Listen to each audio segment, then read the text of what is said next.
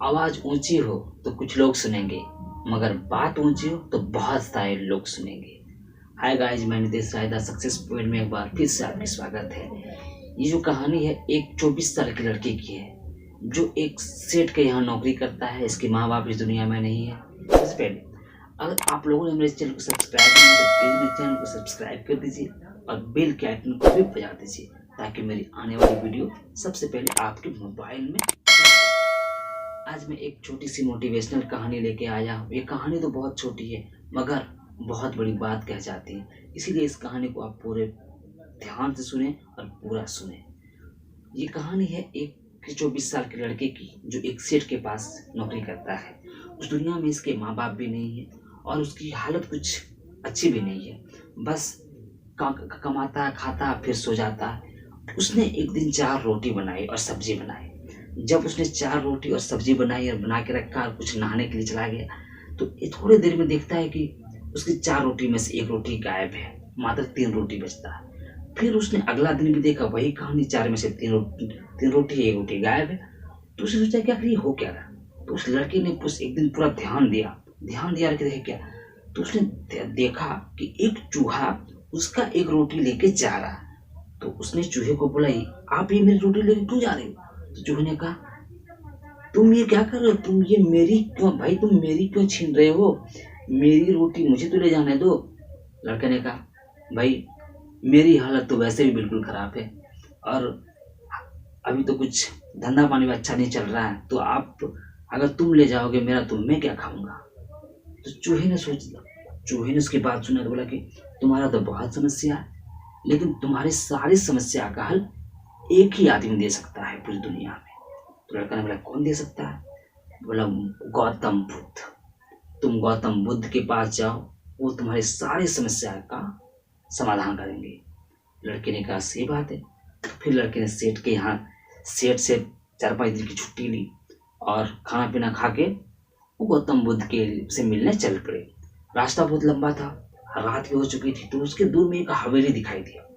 वहां पे गया। उसने बोला कि रुकना है। तो फिर हवेली के मालकिन ने कहा कि बेटे तुम कहाँ जा रहे हो। तो लड़के ने कहा कि मैं भगवान बुद्ध से मिलने जा रहा हूँ। तो उसने कहा, ये तो बहुत अच्छी बात है, तो अगर तुम जा रहे हो तो मेरा भी एक समस्या लेके जाओ। उसने कहा कि मेरी 20 साल की एक लड़की है जो जन्म से अभी तक कुछ भी नहीं बोलती है, ना ही बोल पाती है। और ये बोलते बोलते उन हवेली की मालकिन की आंखों में पूरे आंसू आ गए। तो बोला कि आप टेंशन मत लीजिए, मैं जा रहा हूँ, आपका सवाल जरूर गौतम बुद्ध से पूछूंगा। और यह कह के बस हो गया। फिर जब लड़का सुबह हुआ फिर वहां से निकल पड़ा। रास्ता लंबा था, ये कांटेदार पहाड़, एकदम पहाड़ बर्फीली पहाड़, कांटेदार रास्ता। फिर चलते रहा, हालत खराब। कुछ दूर जब गया उस लड़का ने तो देखा कि एक जादूगर पहाड़ पे तपस्या कर रहा था। तो जादूगर को बोला कि अब ये तो रास्ता बहुत खराब है, मैं अब कैसे जाऊंगा। तो जादूगर ने पूछा लड़के से कि बेटा तुम कहाँ जा रहे हो। तो बोला कि मैं गौतम बुद्ध से मिलने जा रहा हूँ। तो बोला कि अगर तुम गौतम बुद्ध से मिलने जा रहे हो, अगर तुम मेरा एक सवाल का जवाब ला दो तो मैं तुझे ये पहाड़ तो एक चुटकी में पार कर सकता हूँ। तो बोला कि आप सवाल बोलिए। तो जादूगर ने कहा कि मैं 1000 साल से यहाँ पे तपस्या कर रहा हूँ, लेकिन मैं स्वर्ग नहीं जा पाया हूँ अभी तक। तुम गौतम बुद्ध से पूछना कि मैं स्वर्ग कैसे जाऊंगा। बोला ठीक है। तो जादूगर ने फिर छड़ी घुमाई और जादूगर को पहाड़ पार करा दिया। तो एक मैदानी सा इलाका का पहुंच गया। वहां पे एक नदी थी बहुत बड़ी और उसके सामने और एक समस्या आ गया कि अब वो नदी कैसे पार करे। जब उसने नदी के पास देखा तो वहां पे एक कछुआ तैर रहा था। तो कछुए को उसने बोला कि मुझे नदी पार करना कैसे। तो कछुए ने बोला कि बेटा तुम कहाँ जा रहे हो। तो लड़के ने कहा, बाबा मैं भगवान बुद्ध से मिलने जा रहा हूँ, मैं गौतम बुद्ध से मिलने जा रहा हूँ। तो बोला ये तो बहुत अच्छी बात है, अगर तुम जा रहे हो तो मेरा भी एक सवाल का जवाब ले आना। मैं 500 साल से यहाँ इस समुद्र में रह रहा हूँ, इस नदी में रह रहा हूँ, लेकिन और मुझे ड्रैगन बनना है, लेकिन मैं बन नहीं पा रहा हूँ। तो लगे ठीक है, बस तो यही सवाल है।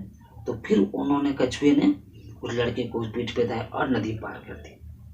अब लड़का फाइनली वो भगवान बुद्ध के आश्रम पहुंच गया। वहाँ पे प्रवचन चल रहा था, गीत संगीत चल रहा था। जब प्रवचन समाप्त हुआ तब भगवान बुद्ध ने उठकर सबको बोला कि अब आप लोग हमसे सवाल पूछ सकते हैं, मगर एक शर्त है, मैं केवल सबके 3 ही प्रश्न का जवाब दूंगा। जब लड़की ने ये सुना तो उसको लगा कि अब मैं किसका सवाल ड्रॉप कर दूं, किसका सवाल छोड़ दूं। तो सबसे पहले उसको दिमाग में वो हवेली की मालकिन आई। दिमाग में वो हवेली की मालकिन आई। सोचा कि वो सारा हवेली की मालकिन बहुत रो रही थी, उसकी बेटी 20 साल से कुछ बोल नहीं पा रही है, उसका सवाल पूछना चाहिए। तो बोला कि नहीं, इसका सवाल पूछेंगे।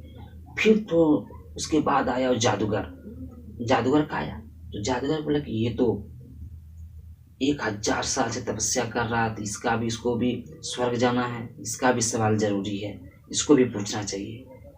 तो फिर उसके मन में आया ख्याल तीसरा, कछुए की।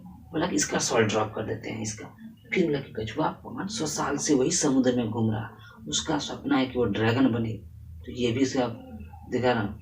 इसके बाद वो अपने बारे में आया, सोचा अपने बारे में। फिर उसने अपने बारे में सोचा कि मैं तो वैसे भी कमा ही रहा हूँ, खा ही रहा हूँ, नौकरी कर ही रहा हूँ सेठ के पास में, खाना भी अच्छा चल रहा, अगर और थोड़ा मेहनत कर लूँगा तो मेरी जिंदगी में कुछ आगे कर लूँगा। तो उसने फाइनली अपना प्रश्न त्याग दिया और उस तीनों का प्रश्न पूछा। सबसे पहले उसने बताया, तीनों को प्रश्न बताए उसने भगवान बुद्ध को। सबसे पहले भगवान बुद्ध ने उस हवेली की मालकिन का प्रश्न का जवाब दिया। बोला कि बेटा, उस हवेली की मालकिन को कहना कि जिस दिन उसकी बेटी की शादी हो जाएगी उसी दिन से उसकी बेटी बोलना शुरू कर देगा। तो बोला कि सही बात है। तो फिर उसने दूसरा आया जादूगर के पास। जादूगर का बताया कि जादूगर को बोलना कि वो अपना छड़ी त्याग दे, वो स्वर्ग पहुंच जाएगा। फिर उसने आया तीसरे बार कछुए के पास। कछुए को बोलना कि वो अपना कवच उतार दे, देखना वो ड्रैगन बन जाएगा। फिर वो चला। जब वो चला सबसे पहले उसको कछुआ मिला। जब कछुए मिला तो कछुए को बोला कि कछुए ने बोला क्या, तो बोला कि भैया, अरे भाई तुमको तो ये कवच उतारना पड़ेगा। तो बोला कि ठीक है, देर किस बात की, तुम लियो, मैं कवच उतार देता हूँ। फिर कछुए ने जैसे ही कवच उतारा उसके कवच से मोती ही मोती निकले। फिर जब कछुए ने देखा मोती तो कछुए ने कहा ये मैं मोती का मैं क्या करूंगा, ये तो तुम ही रख लो। और वो ड्रैगन बन के उड़ गया। फिर कुछ देर चला, इसके बाद उसको जादूगर मिला। जादूगर ने बोला कि मेरे सवाल का जवाब कहाँ है। तो बोला आपका सवाल का भी जवाब है, लेकिन भगवान बुद्ध ने कहा है कि आपको छड़ी छोड़ना पड़ेगा।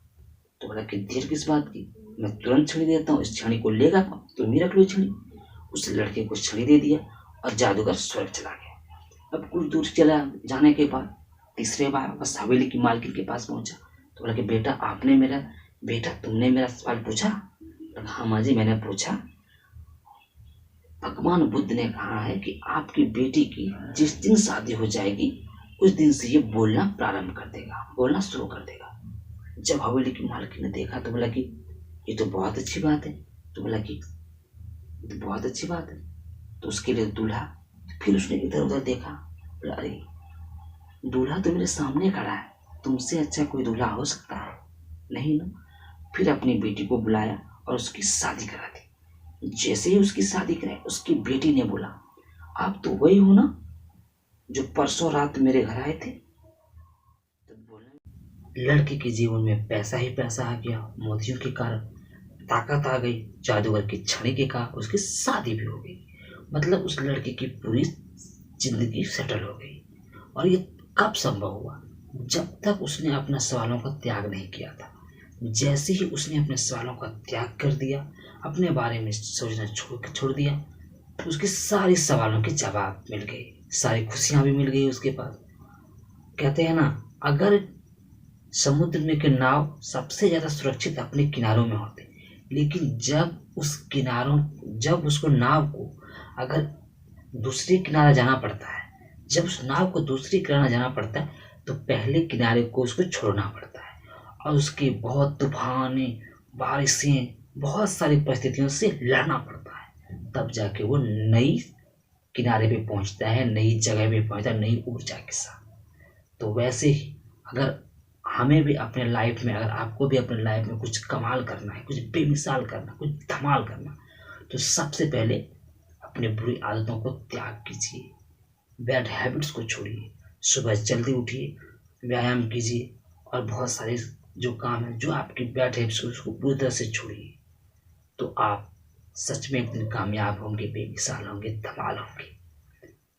मैं नितेश राय फिर से एक बार कहूँगा आपको कि अगर आपने मेरे चैनल को सब्सक्राइब नहीं किया तो प्लीज़ मेरे चैनल को सब्सक्राइब कर दें और लाइक भी कर दें। तो कैसे लगी आपको मेरी ये कहानी?